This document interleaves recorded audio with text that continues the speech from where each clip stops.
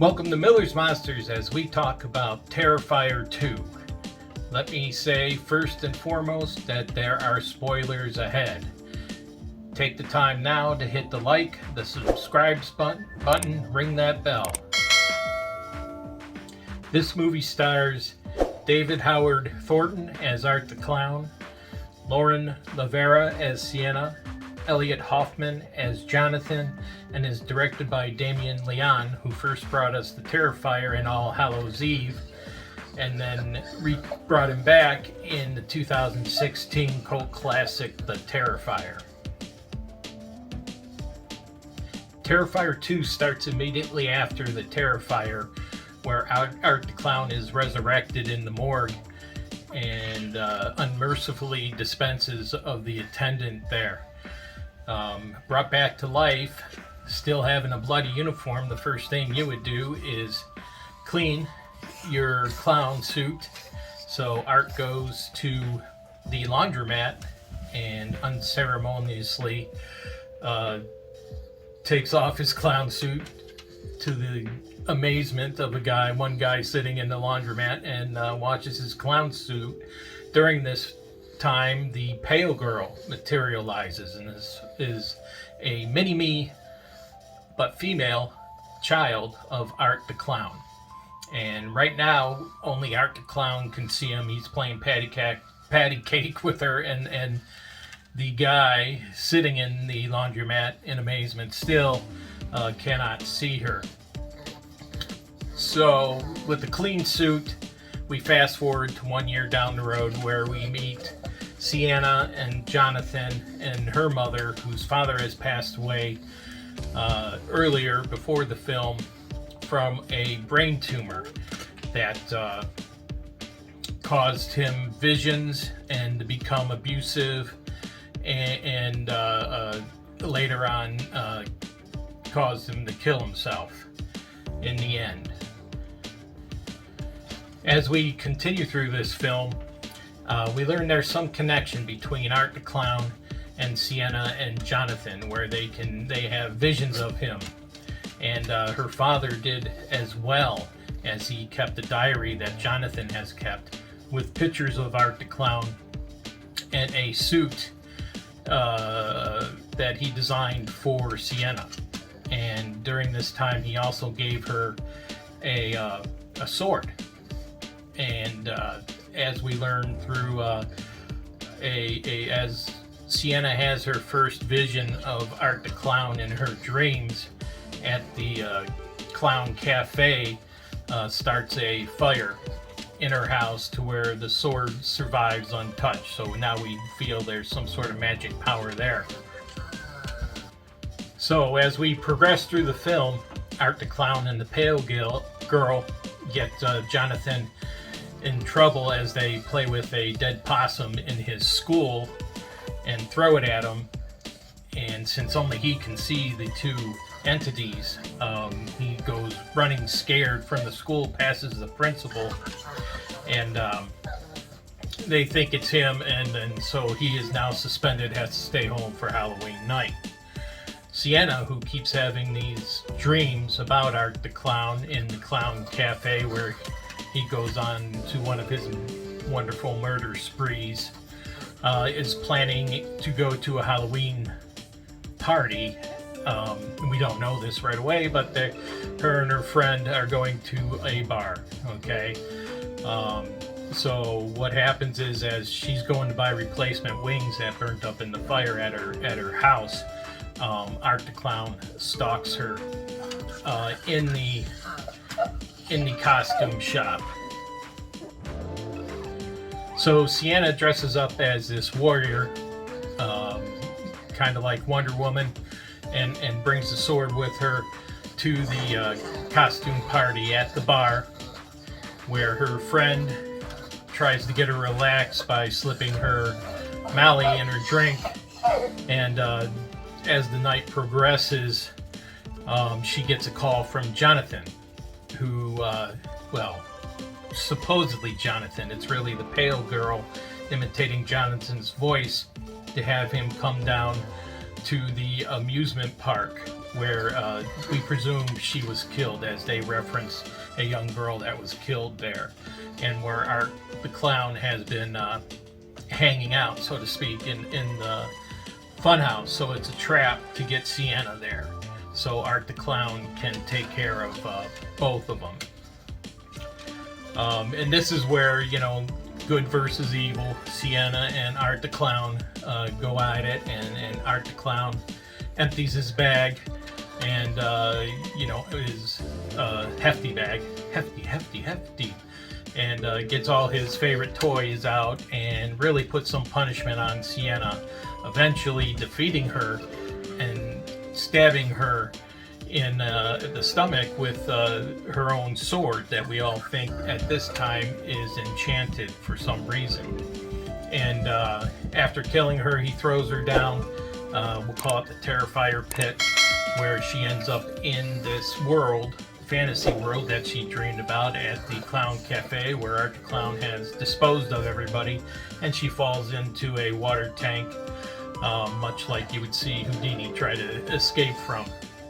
And she's struggling to get out, but a tentacle comes up and grab her, and what we see is her pass away or drown. Flashback, or back up to Jonathan, where the clown has terrified him, cut him a bit, and is decided he's gonna eat her ankle, his ankle, not her. That would be a trick, right? So, you know, as he's munching away, we cut back to Sienna, where the sword becomes glowing, enchanted, and heals her wound. And now she has the superpowers to escape the tank, climb back up from the pit, grab the sword, and eventually defeat Art the Clown by cutting his head off. And then in the final scene, in the mid-credit scene, we see Art the Clown being born again, and the pale girl holding Art the Clown's head, hinting at a Terrifier 3, thankfully.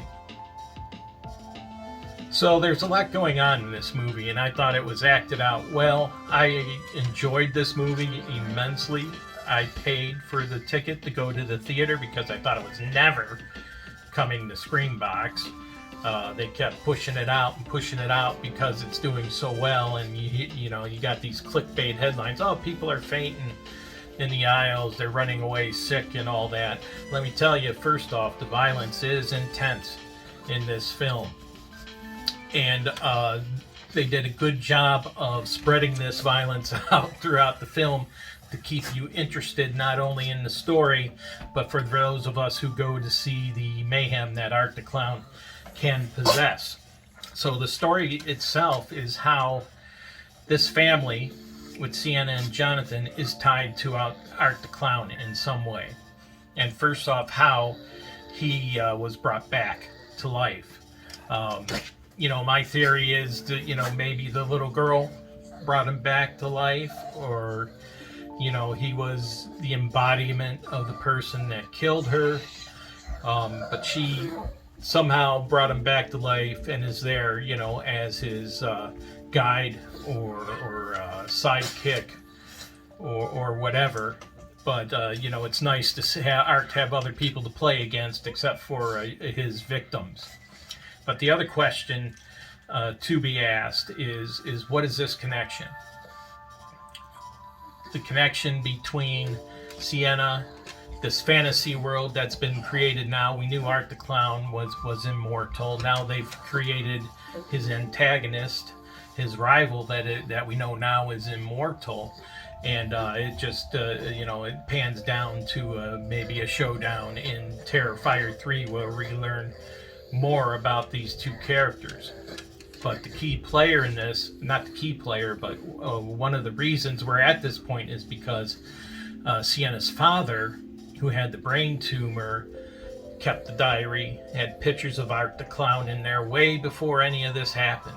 Okay, before the first set of murders a year ago and before this set of murders now, and had pictures of victims and Art the Clown, and then had the picture of the suit that she based her design off of, that she made.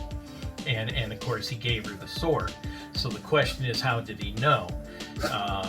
Is he connected with Art the Clown somehow?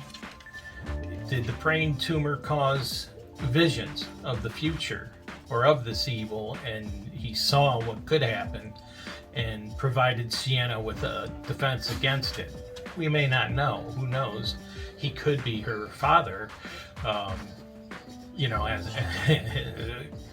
we've seen that before in Star Wars and in Brahmastra and things like that. So, I think those questions need to be answered in Terrifier 3, and more about the Pale Girl, how she is connected with Art the Clown, and this whole mystery. Like I said, the story's great. The violence is wonderful. The whole I don't know what draws me to this is how David Howard Thornton plays Art the Clown and his pantomime abilities. He plays him so innocently at times, where he does something not uncharacteristic of him, because he's always out there trying to kill people, but he'll do something to injure somebody, and in the pantomime laugh and the facial expressions are wonderful, which were picked up expertly by the Pale Girl. And then all of a sudden, in an instant, he flashes into this ultra violence, and as in previous installments, the last movie of Art the Clown, he is skinning people, beating them to a pulp, bashing their heads in, and it is very, very gory. So a nice story. The gore hounds will love it. I loved it. I'm a gore hound, I admit it. And I give it a 5 out of 5. And I'm hoping soon we get to see Terrifier 3 and find out the questions to the relationship between this girl and Art the Clown, and Sierra and Jonathan with Art the Clown. If you liked what you saw, hit the like, subscribe, ring that bell, and I will talk to you later.